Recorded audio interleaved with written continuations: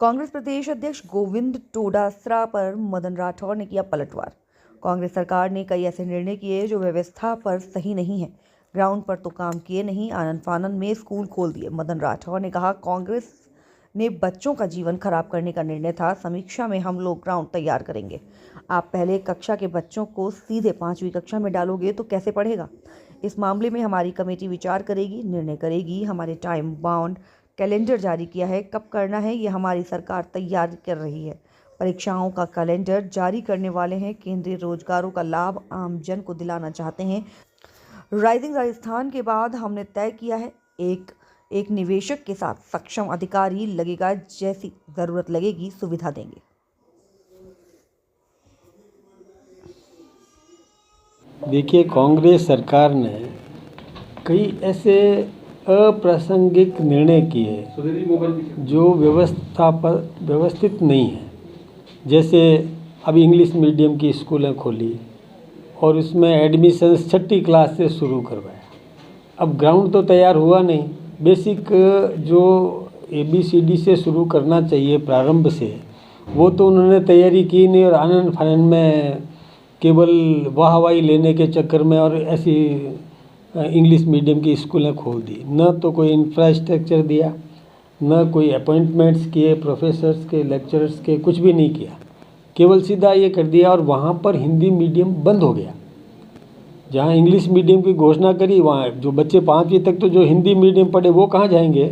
उस गांव में वहाँ दूसरी अन्य स्कूल भी नहीं है कि वो बच्चे अपनी हिंदी मीडियम की आगे पढ़ाई कर सके। ये अव्यवहारिक है पूर्णतया।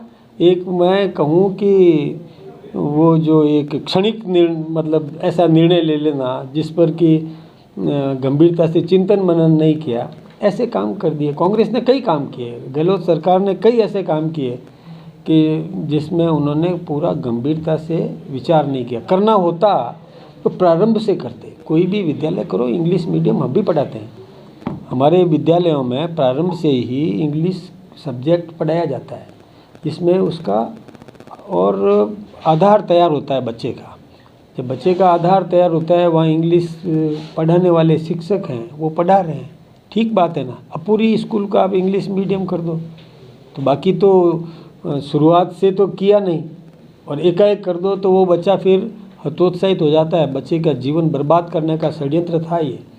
मैं सोचता हूँ कि कांग्रेस ने ये मतलब बिना सोचे समझे लिया गया निर्णय था।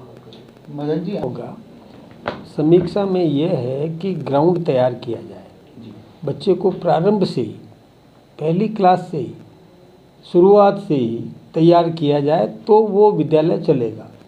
अब एकाएक आप किसी बच्चे को और सीधा 6ठी में इंग्लिश मीडियम में भेजोगे तो वो निराश ही होगा, क्योंकि उसके लिए तो सारा वो शून्य है, उसको ज्ञान ही नहीं है। कैसे वो अन्य विषय हिस्ट्री पढ़ेगा? केवल इंग्लिश सब ABCD ग्रामर और यही नहीं पढ़ना है उसको। 6ठी क्लास के बच्चे को तो बहुत कुछ सब्जेक्ट्स भी पढ़ना पड़ता है। तो सब्जेक्ट्स के लिए जब शुरुआती स्थिति तैयार नहीं है उसकी, तो कैसे पढ़ेगा? ये उन्होंने सोचा ही नहीं, आनंद फानंद में निर्णय ले लिया। ये गलत निर्णय था। विचार करेगी कमेटी, निर्णय करेगी और निर्णय में जो समीचीन है, जो हमको लगता है व्यवहारिक पक्ष हमको सबको ध्यान में लगता है, और हम सब भी अपना विषय वहाँ समिति के सामने रिपोर्ट्स भी रखेंगे कि ग्राउंड तैयार किया जाए, आधार तैयार किया जाए। आधार से ही बच्चा आगे बढ़ेगा तो उसमें सफलता प्राप्त होगी। फिर किसको प्रोत्साहित करना चाहिए, किस प्रकार की व्यवस्थाएं करना चाहिए, लेक्चर्स की नियुक्ति करना चाहिए, इस मामले में भी कांग्रेस ने नहीं सोचा। हम सोचेंगे, हम व्यवस्थित रूप से करेंगे, नई नौकरियां भी देंगे, नए लोगों को और अवसर भी मिलेगा। ये सब काम हमारी वो समिति के माध्यम से सामने आएगा, रिपोर्ट आएगी, उसमें ठीक काम करेंगे। शिक्षा का देखिए, टाइम बाउंड कैलेंडर जारी हुआ, ऐसा आप राजस्थान के इतिहास में बहुत कम अवसर आएंगे और कांग्रेस के इतिहास में तो कभी भी किया ही नहीं। ये कैलेंडर जारी हुआ कि किस तारीख को क्या क्या किसको नियुक्ति दी जाएगी, कब साक्षात्कार होगा, कब उसका परीक्षा, मतलब सब चीज़ इसमें दे दिया है। तो ये नियुक्तियां देने का जो काम है ये हमारी सरकार कर रही है। हमारी सरकार ने लगभग 1.25 लाख से अधिक अभी रिक्त पद भी निकाल दिए। और उनका कैलेंडर परीक्षाओं का ये जारी कर दिया। यही नहीं, हमने तो और भी सोचा है रोज़गार की दृष्टि से केंद्रीय योजनाओं का लाभ भी हम आम नागरिक को दिलाना चाहते हैं, उसके माध्यम से भी रोज़गार मिलेगा। अभी जो राइजिंग राजस्थान हुआ उसमें जो उद्योग स्थापित होंगे, अभी आपने पढ़ा होगा, कल के समाचार पत्रों में भी आया था, और हमारे मुख्यमंत्री जी ने भी ये तय किया कि हम एक एक जो निवेशक था, एक एक निवेशक के साथ में कोई सक्षम अधिकारी लगेगा, वो उस निवेशक को उसको क्या ज़रूरत है, कहाँ कच्चा माल है तो उसको बताएगा कि यहाँ कच्चा माल है, यहाँ पर आपको लेबर मिल जाएगी, स्किल्ड, अनस्किल्ड, सेमी स्किल्ड, जैसी भी लेबर उसको चाहिए वो मिल जाएगी, मार्केट भी यहाँ पर है, ये सब चीज़ें उसको बताएगी।